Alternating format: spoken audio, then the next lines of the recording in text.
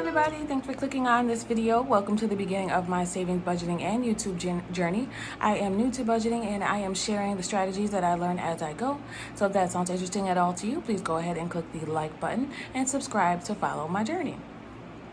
Okay, so I showed you guys, hopefully you just watched the last video. That was my monthly budget video. These are sheets that I created myself to kind of customize my budget. I was able to finally figure out a monthly budget, and I want to show you the bi-weekly budget. I am a little bit late showing you this because I did get paid today, but if you watched the last video, you know why. I had some things going on.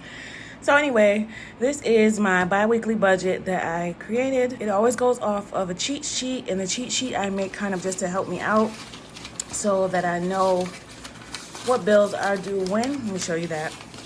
And you see how I have all these papers here because it took me a long time to kind of figure out my monthly budget. So in doing that, it was a lot easier to make my bi-weekly budget, but I had to have a few cheat sheets to help me out. So this is my cheat sheet. I've showed this before. I used to have this one here. If I could put it the right way. I used to have this one here, but some things changed since I made a monthly budget. I did have to make some adjustments to make everything line up and be paid within the same month because they fluctuate as the time goes on. So I did create that, and this also I showed in the last video. You can go back and take a look at that. This is just to help me create my monthly and my bi-weekly budgets so that I know for the rest of the year what's due when. Okay, I'll put that to the side and show you this here. This is my cheat sheet going forward. I discussed in my last video the changes that I made, so if you want to, please go ahead and take a look at that. I'll put the link in the description box below so you can see that. But I'll just show you here my July 5th budget.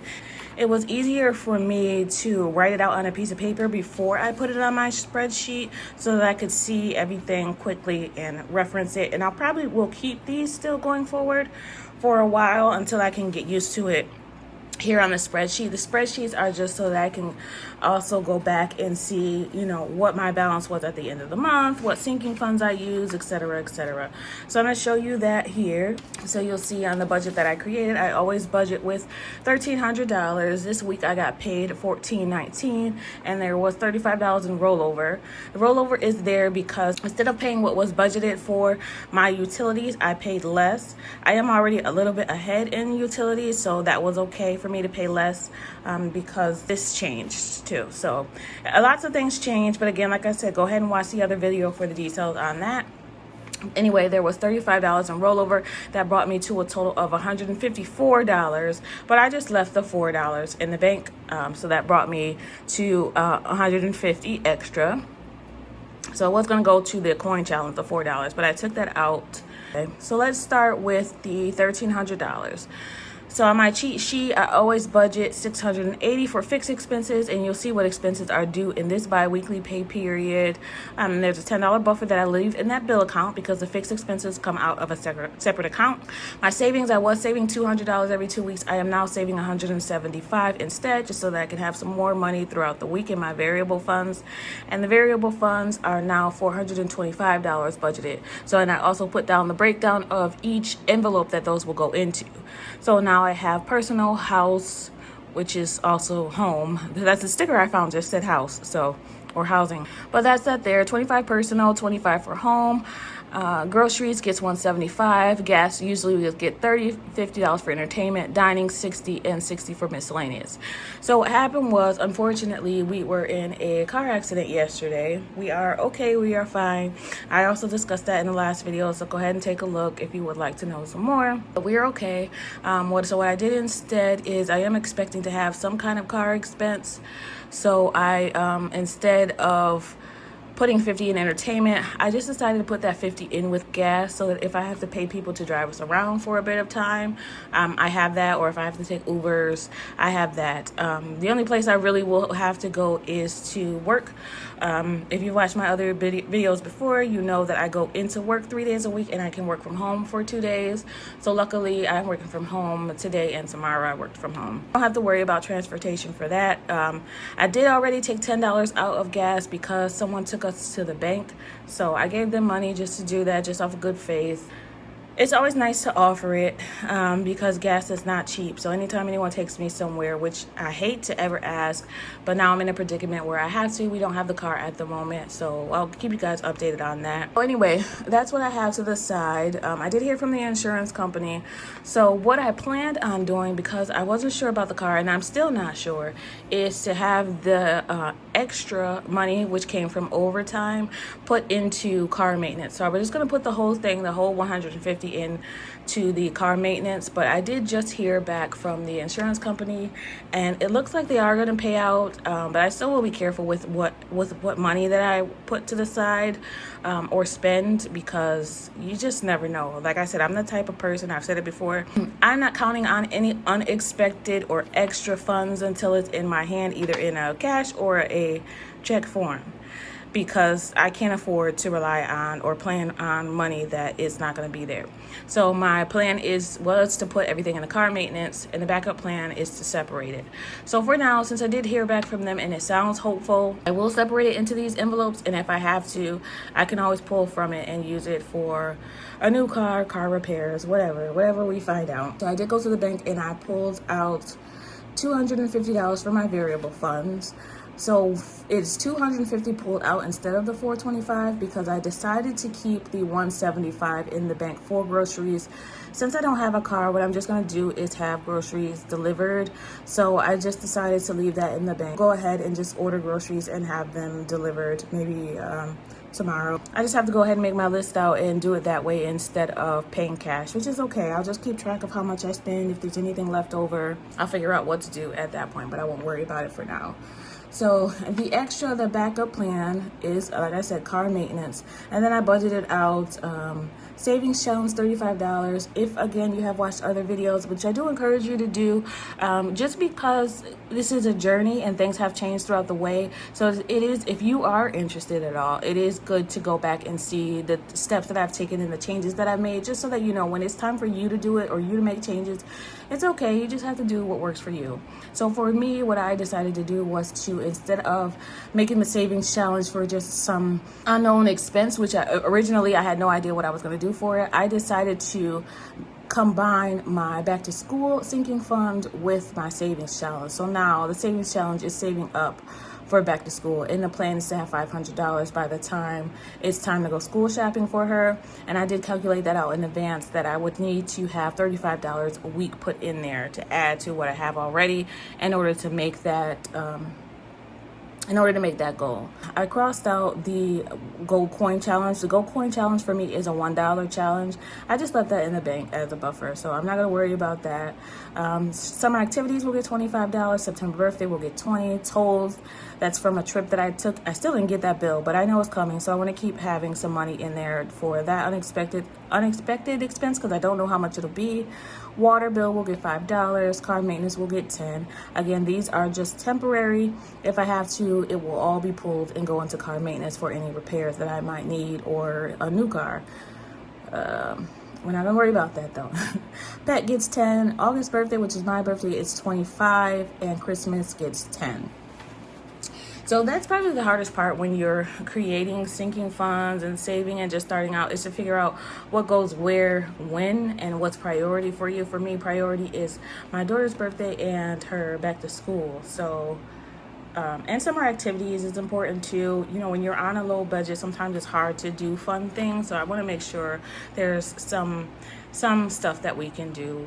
All right, so let me just go get into it. I'll show you what I did here on the spreadsheet that I made is the bi-weekly budget. So just like this here, I kind of just transferred it and put some more details. You'll see here, I'll just point out the differences. I'll show you here, car insurance is normally $110, so that's what I budgeted for.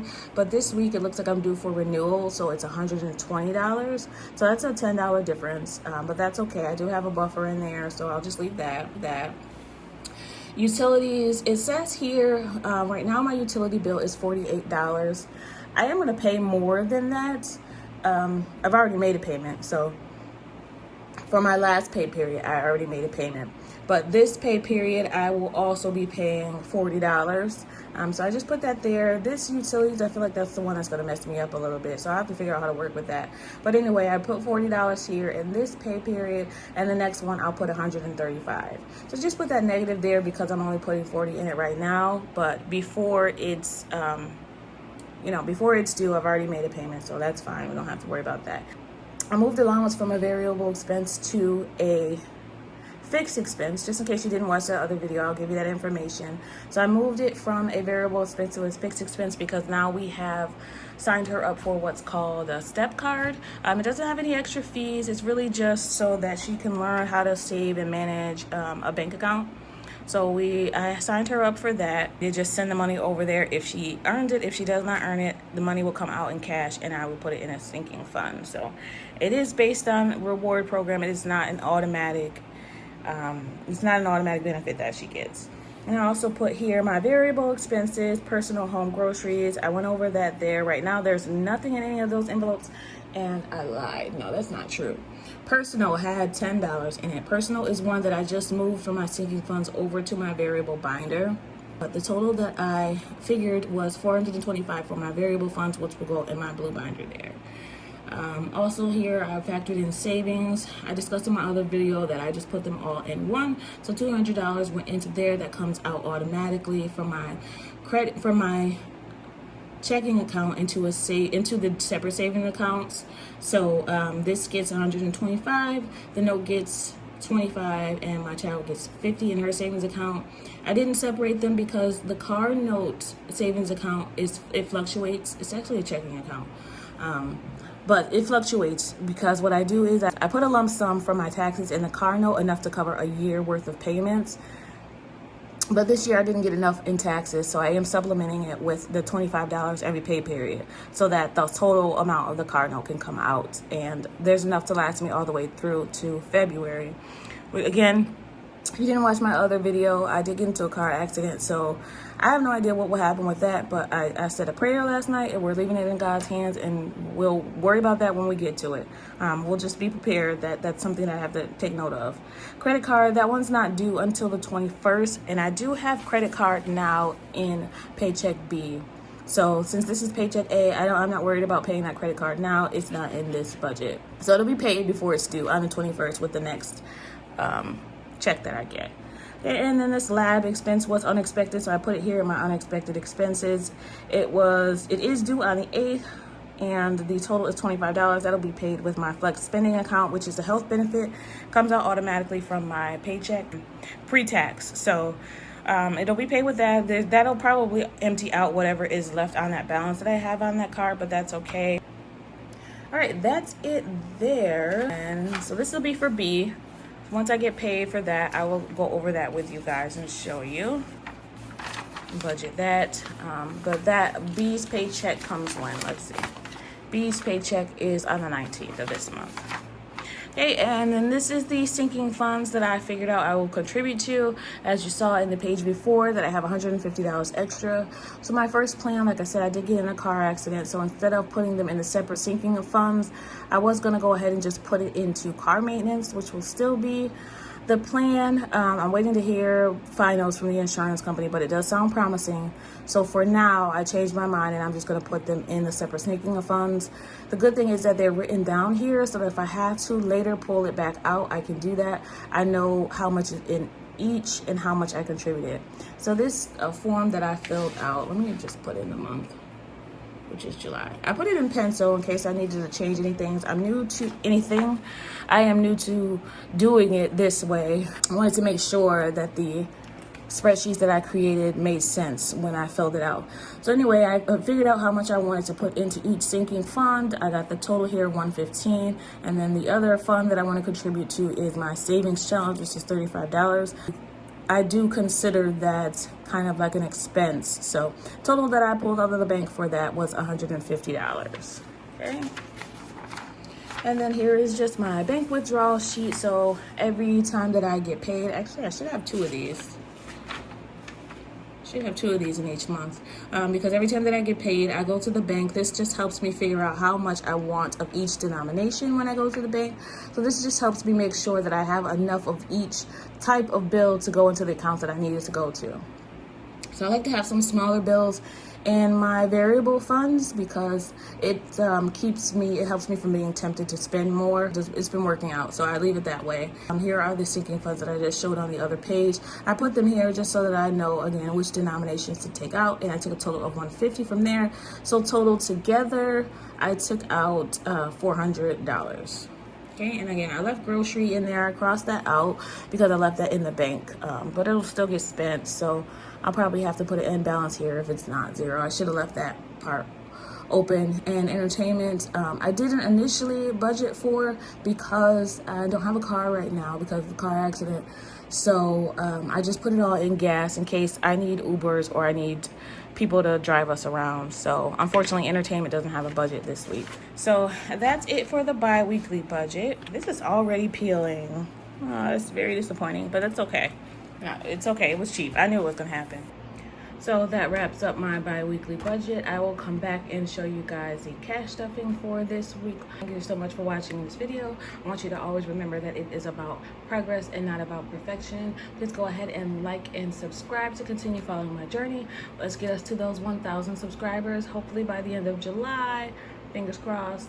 But thanks again, everybody. Happy saving. Bye.